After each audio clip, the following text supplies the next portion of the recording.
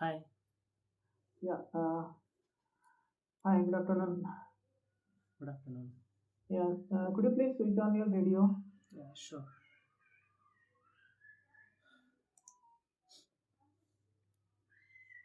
Yeah. So, should I start? Yeah, sure.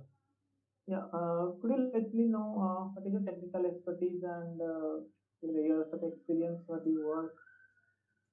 Yeah, sure. So I have total 4 years of experience of React. Mm-hmm. So in my technical uh, skill set, I can work on Node.js, React.js, Next.js, HTML, CSS, JavaScript. So I have worked on couple of projects from different domains, which includes IoT, healthcare, e-commerce. Uh, yeah, Okay. So in and the mhm. in the current project, what exactly you do? So in my current project, basically my main responsibility to is create new feature or Mhm. fix the existing bugs and the maintenance. Okay. Okay. So how it is means you have to create new components or you have to only reuse the components that are already created. How? Both the things. So if it's depend on requirement. If I'm working on new feature, then I Hmm. create the new components as required, and if uh, I'm fixing some bugs, then Okay. Okay. So if I had asked how much you can rate yourself out of 10 on seven, React. Okay. 7 to 8, Okay. And in JS, JavaScript. 7 to 8. Okay. And HTML, CSS. In CSS 4 to 5, in HTML 5 to 6. Okay. Fine. So you are aware of ES6? Yes. Okay. Okay, so let's start with React.js. So React.js is known to be a single page application. Mhm. So what do you mean by single page application? So earlier, it used to be like on a request, we were just requesting to the server, and a server was sending the whole page that we have requested. But Mhm. nowadays, we are using the single page application. That means whenever it will come first time, it come up with its bundle, the whole thing at once. Mhm. So the what we can say, the transactions between client and servers are reduced now. So Mhm. whatever require, bundle has with it. So that is Okay. the concept of single page application. Okay, so in the React, how we achieve this single page application? So whenever we create a build, we get one minified file, single file actually. So we Mhm. have all the code in it, and So whenever in we any specific component we use of React to achieve this? Where you define all those page means page instance or the page paths.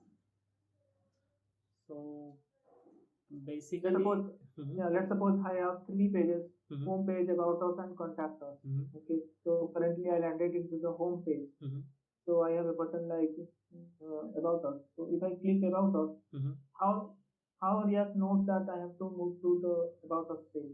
Yeah, so it uses the routing library, React Router DOM. So using Okay. that, we can go through the another component, so we can route internally. Hmm. Okay. So do you know what is the property that we have used to set the page name or path of the page? Path of, no, I didn't get your question. Um, yeah, we use the router concept, and in Mhm. the router concept, Oh, we have yeah, to that add one. those pages. Yeah, we Okay. give component and we give path, and there is one more Mhm. parameter as exact. So if we want to give a specific route to particular component, then we can mention that in exact. Okay, so if I would add only a forward slash Hmm.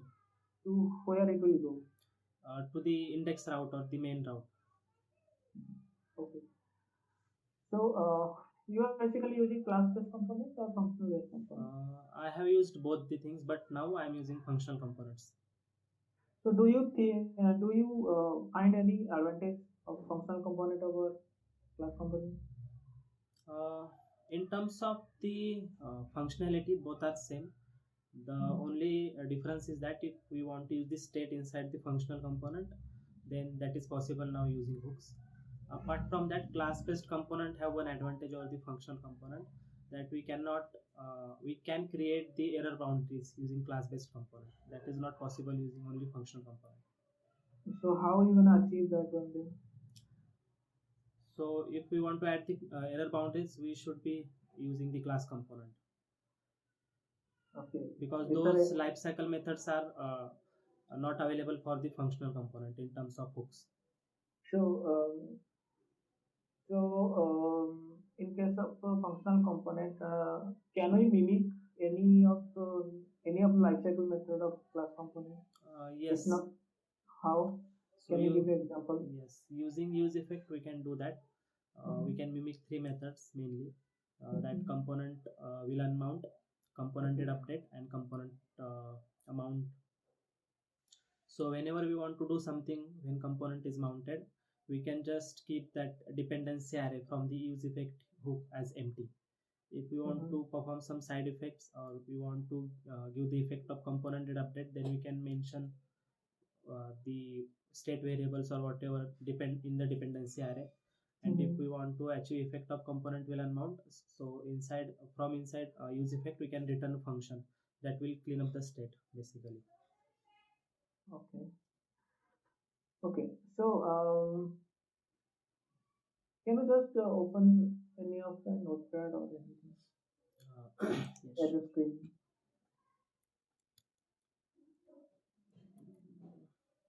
Is it visible? Sorry, I haven't shared it yet.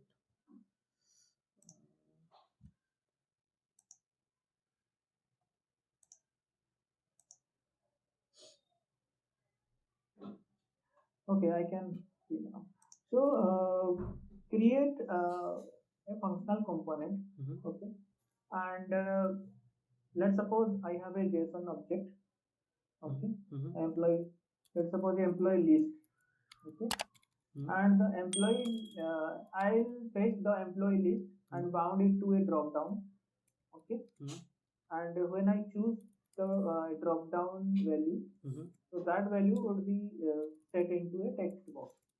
Okay. So can you do it? Yeah, sure. I'm just creating the employee list. Yeah, sure. Go ahead.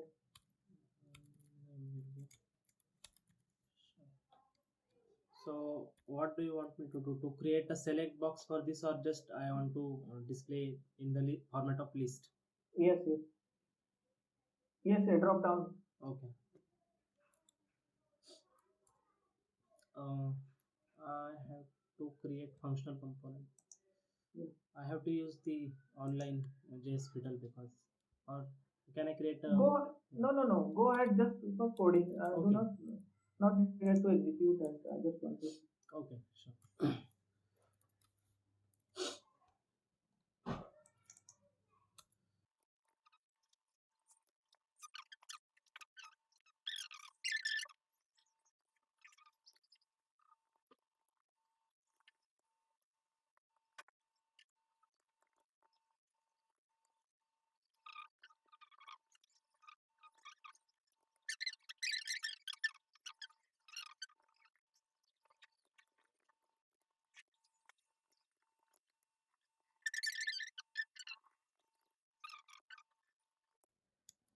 Now input ref dot current dot value we can access like that.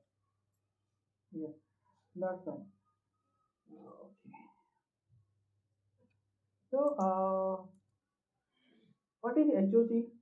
So HOC basically higher order component. So its concept is it take input as a component and it returns output as a component, but with updated props. For example, we can consider connect function from the Redux that takes our component as input and update its props and return us the updated component with updated props. Okay, fine. Let's suppose I have a scenario like I have a text box. I have to create a text box component. Okay, and that text box component is going to be used in multiple places. Like In some place it would display name. In some place it would be display a number, or some place it will be display some decimal value. Okay, so I have props like I have only two props. I mean the main prop, I will pass the data source to which it would bind, and the attribute name. Okay, let's suppose sometime I pass the name, sometime I pass the age, sometime I pass the salary, like that. Okay, so this will be a name will be a alphanumeric, age will be a integer, and the salary will be a decimal or float value or double value. Okay, so how you will create the component that depending upon the attribute and data source, it will render as it is. Means you are not able to type anything except integer in case of if it is a age one, if it is integer one.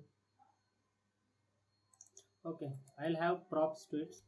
I'll pass one prop as a type, second as a value, third as the onChange function that will update the value, and type value onChange. Any additional parameter that we want, by using we can just customize our component. Anything you want. Just I want to render as a integer numeric text box, or a alphanumeric text box, or a decimal text box. Yeah, got it. So what we can do, we can just return component like this. From here I'm just returning an input, and yeah, that's fine. so whatever type, I'll pass all the things dynamically. So for example, So type can be text, can be email, can be number. So how you will know the what is the type? I'll pass it while if suppose I'm using this component. Wait. Who will pass the type? User will not going to pass any type. User will pass the attribute name and the data source.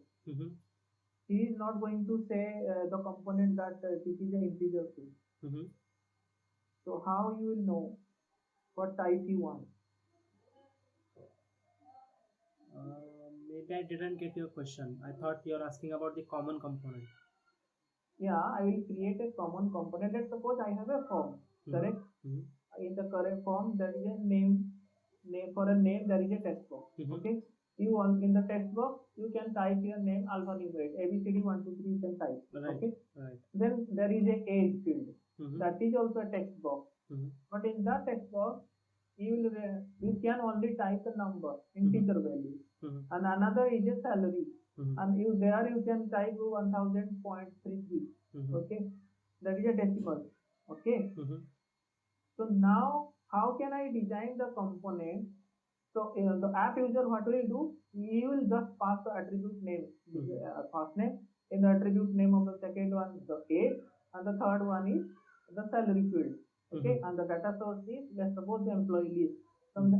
So from reading the employee list, the data source, and the attribute name, the app developer, the component developer, would how he should know that what is the data type I should use dynamically, that it will render like this. So what we can do, depends on attribute, we can decide which type of input box we want to render. Yeah, that how you will get what is the information, or how the information you can fetch from the data source and attribute. Any idea you can think of? Maybe I am not getting your question. See, when I am passing an employee list or a data source, a data source must be a schema. Means if I passing a employee list and name, value, something, so that must be a schema. Means what is the attribute type, what is the data type, what is the max length, what is all these things also is coming to me or not, right? Right. From there you can compare if it is a name field and what is its schema value. If it is a age field, what is the data type, what is your max length, all these information you are also getting. Right. So basically you're talking about the form schema, which will be having all the required information about that particular text field or whatever the component is. So Right, yeah, right. so using that you can design your component. Component. Right. Okay. So let's suppose another. I have a button component, correct? Mm-hmm. And I have 10 properties. Mm-hmm. Okay. So when designing the component, I have 10 properties, but I do not want to expose some of the properties to the app user, means app developer. Mm-hmm. Okay. So how I restrict them? Let's suppose a button has a color property. Mm-hmm. In the component side, the color property is there. Mm-hmm. But if I when I using that component, I pass the color property. Mm-hmm. So it will throw error. There is no property is defined for this component. User is not going to use that color property. You have the default color property. How I can restrict 5 or 6 properties to the user? User means basically the Let's suppose another developer. there is a two team. One is component developer team Mm-hmm. and one is app developer team. Mm-hmm. Okay, which is only using your component. Mm-hmm. You are only a pure you are creating only component. You are not going to use them. Mm-hmm. Other people are going to use them. Mm-hmm. Okay. So, but when you create 10 properties of that button, you are only exposing 5 properties of that button. Mm-hmm. So, how you cannot do that? So basically, as per my understanding, what I have done is like we can mention the default props so that do not need to be passed to the component, and we can write one wrapper component above our component, so that wrapper component itself won't accept any other properties than what we are mentioning in the prop types.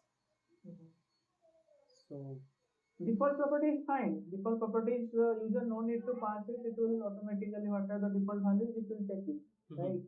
But you are defining a color property, and in the color in the component you just set it the color property as blue. But if the component who is he is using, he also wants to pass a color property. When he will use that color property, he will throw a warning, or he will during the compile time he will throw error.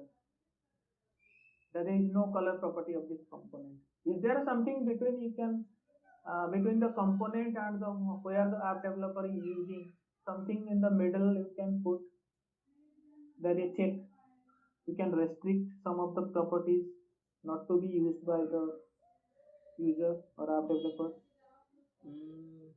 no, I haven't done something like this, so I'm not sure about this. Just I'm giving a hint. There is something like called registry. Okay. NPM. Registry JS page is there, registry.js. Okay. In the registry JS, whatever property you have to, you want to export, that much property you will define there, and that much property can be used by a user or Okay. a app developer. Okay. You can restrict those properties. Default property he can use, no issue. Okay. But if you are restricting some of the properties there, so he can only use them only. Okay, and there also a file like transformer.js. So these two files where you can put in the transformer.js file you can show warning or error message during the compilation. Okay. So it will show error or warning message that this property is available or this is not. Okay. Got it. I'll also read little bit more about it. Okay. Okay, good. Coming to ES6 feature. So, any idea? Sorry, wait. So you have done Redux. Yes, I have used Redux too.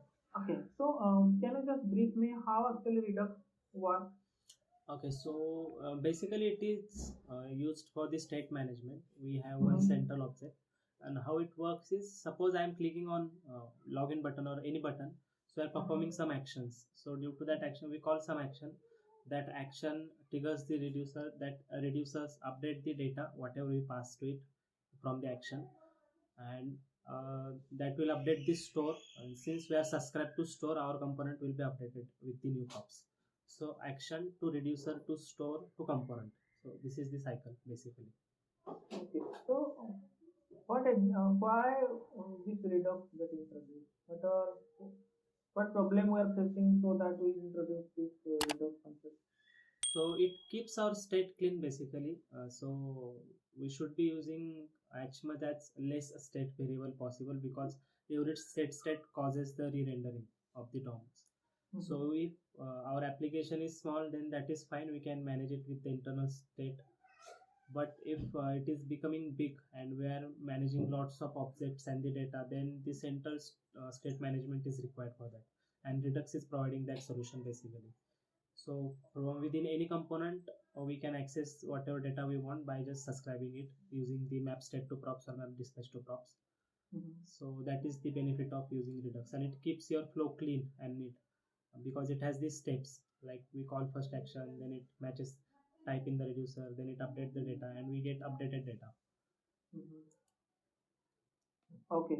So, any middleware you worked on? So I have used Redux Thunk basically in earlier projects, Mm-hmm. and apart from that, I have used the logger for just logging whatever happening in between the uh, that action calls. But Mm-hmm. apart from that, I haven't used any middleware. Okay. Okay. That's fine. Uh, any idea what is event loop in JavaScript? Yes, so basically there are some components, like we can say stack is there, Mm-hmm. event callback queue is there, event loop itself is there, priority queue is there. So Mm-hmm. whenever I'm performing certain actions, if I'm triggering some asynchronous calls which are not like part of JavaScript, for example Mm-hmm. timer functions which are not part of JavaScript, so Mm-hmm. callback entry for those gets entered in the callback queue. So what event loop do is check this stack.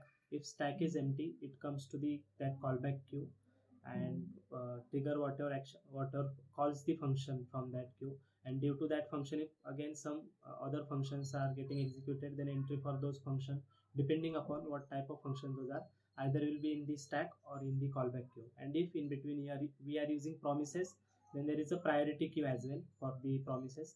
So first priority is to the priority queue. So event loop first will check the priority queue. If nothing is there, I mean first it will check the stack. If nothing is there, it will go to the priority queue. If nothing is there, it will go to the callback queue. So this keeps happening. So that is what event loop is. Okay. Okay. Fine. So, can we use multi-threading in JavaScript? I haven't tried that. And So, do you know JavaScript is a single-thread application or multi-thread yeah, application? it is single thread. Okay. So, so what do you mean by single-thread? So it do the one task at a time. And that is the event loop is the mechanism to achieve that thing basically.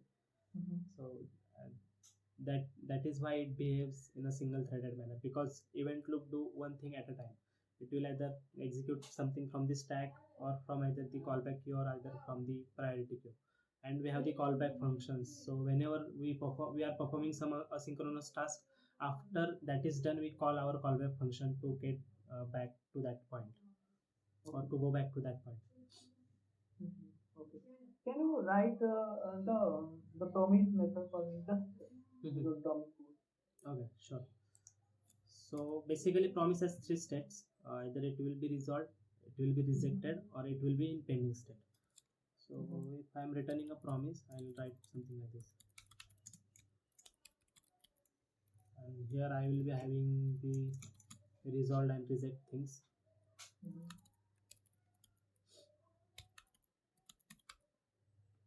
So on some conditions, maybe let's say true, I'll resolve it. Mm-hmm. Else I'll reject it. So whenever I'll reject, control will go into the catch statement, and yeah, and whenever I will resolve, it will go into the then statement. Suppose it has a wrapper like uh, first is example, and I'm returning this promise. So I Yeah. can call this promise example as Yeah, that's okay. yeah. So can I have multiple promises at a single time? Sorry. Can I have multiple promises, promise methods in a single promise? Yes, we can return the multiple promises. We have methods. Any methods? Yeah, we have method for that. I think promises dot all that we can use, and promises dot settle is also there.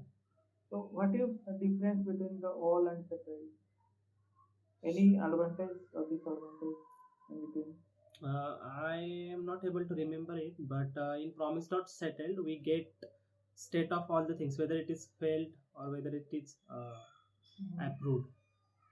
That is that Okay. it won't break, but in case of all it breaks if one of the promise fails, something like that.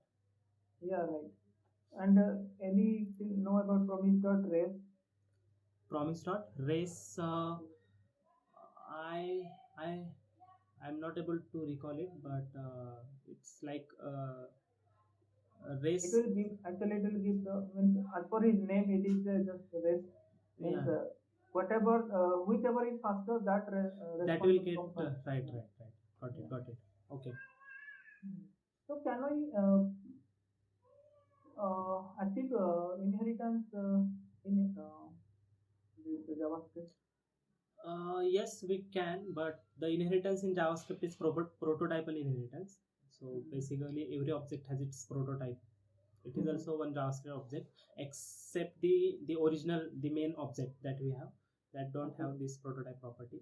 So using this, we can achieve the prototypal inheritance. So if something is not present within object, it can try to find it in its prototype and goes on. And let's suppose I have a array, okay, an array, okay, and we know already the array having multiple its own feature methods like sort or length or any type, okay. But what do we want? We have to insert one custom method of your own into the array, okay, and you can use that one in your application. Yeah. Let's suppose array.calc or mine. So how can I do it? Yeah, what we can do, we can add proper to that array.prototype. But let's say map to. Now here whatever function I will give, let's say I am printing for, and now I'll say this and say this, and what else, let's say it has one callback function, and I'm just passing this element. I'm just trying to implement the map kind of thing. Will pass the element, but what change I want, every element multiplied by 2, let's say. So this map to, if I try to use this map to, and if I try to console log the elements, so every element from the array will be multiplied by 2 due to this change. So do you know what is course? Course, yeah, basically cross origin, that if we are trying to access the server to which we don't have the permission, then in that case we get the course errors. Can you give me example? Yes, so suppose I am running a server on the localhost 8080, and I'm trying to access some resource from the client localhost 3000, but that 3000 is not mentioned in the known origin or not mentioned in the headers in the server, then that server will give me an error that that course error, that localhost don't have that particular error is there, that we get, that we cannot So access the content. who will throw this error? Your server or the server you want to access? Server. Which server? Means your server or the server you want to access? The server I want to access. Okay. So if I want to access, then we can mention the that allow headers.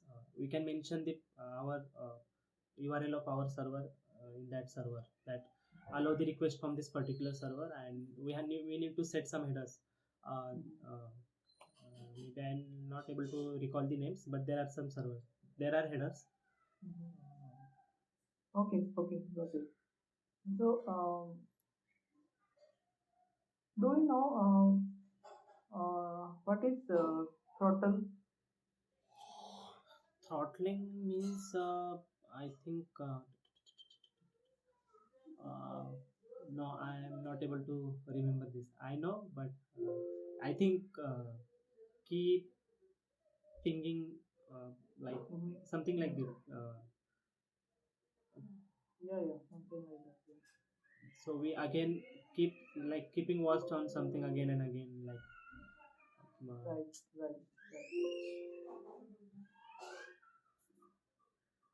Okay, so in coming to CSS and all these, in which CSS version you are? sorry. In which CSS version you are, or you know? uh, I don't know much about the CSS, but I use the plain CSS as always, all the bootstrap classes most of the time. I know all the basic things like that box model, margin, padding, how to align elements, or how to keep them in center. Mhm. Uh, but I don't know about the advanced part of it. Okay, and do you know about TypeScript? I know about it, but I haven't worked in TypeScript yet. Okay, okay. So, are you supporting multi-browser, multi-device support means your application or any? Yes, in some of the applications, I have made the UI responsive using the media queries and the bootstrap classes Mhm. or the flexbox model. So Okay, depending on the specs, we just write some media queries for the orientation of the device. So okay, on some of the o- projects, I have done that. okay, okay.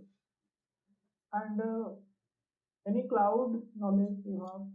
Uh, Azure, AWS, mm, Google Cloud, no, I haven't come across, or I haven't got a chance to work on that kind of things yet.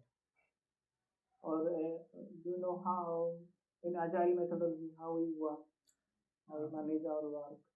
yes, so in on my current projects, I'll not say I'm fully following the agile methodologies because I'm just part of some of the meetings, Mhm. because I work for the client and I'm part of those meetings in which client includes me. So I have Okay. the daily stand-up meeting basically.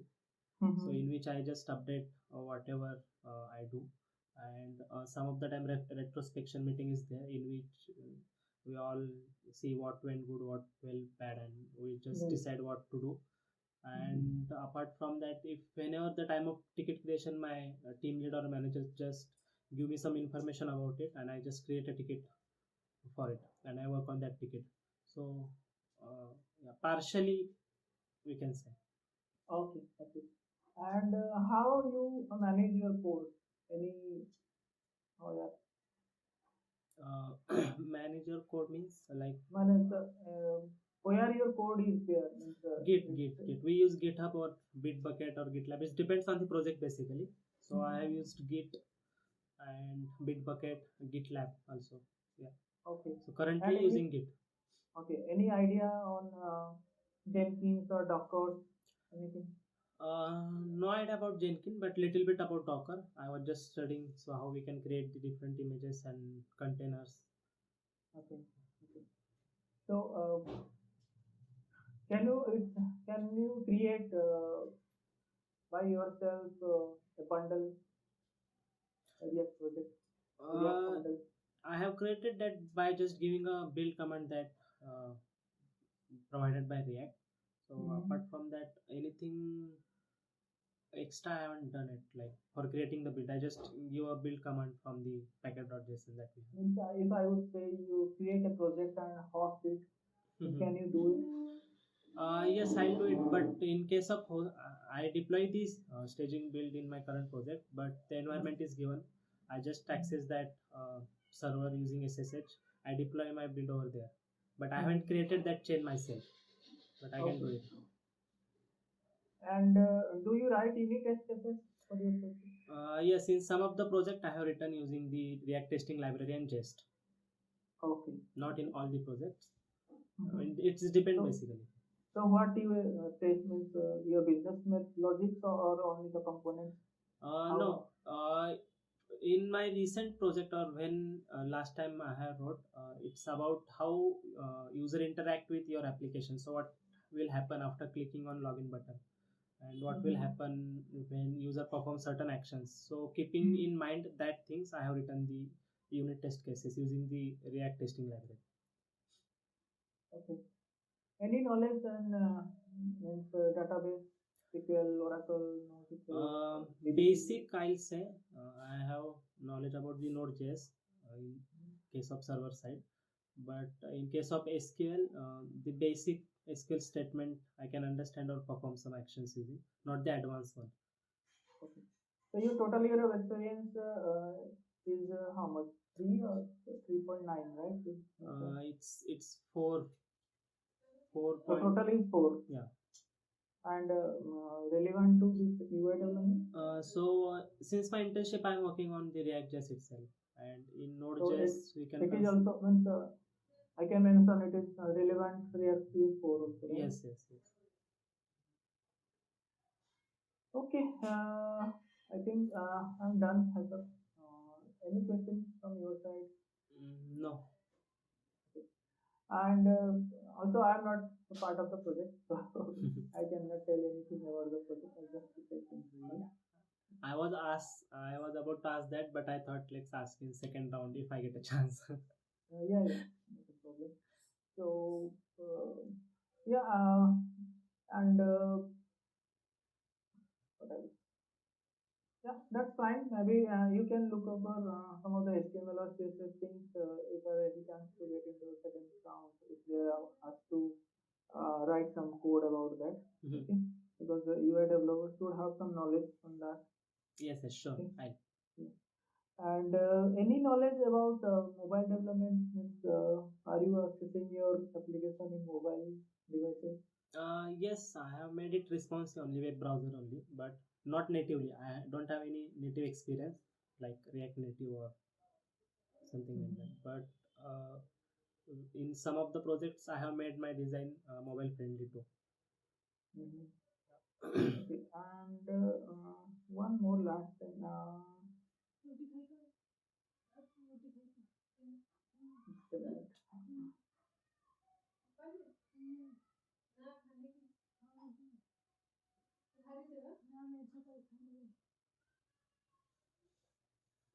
And yeah, and,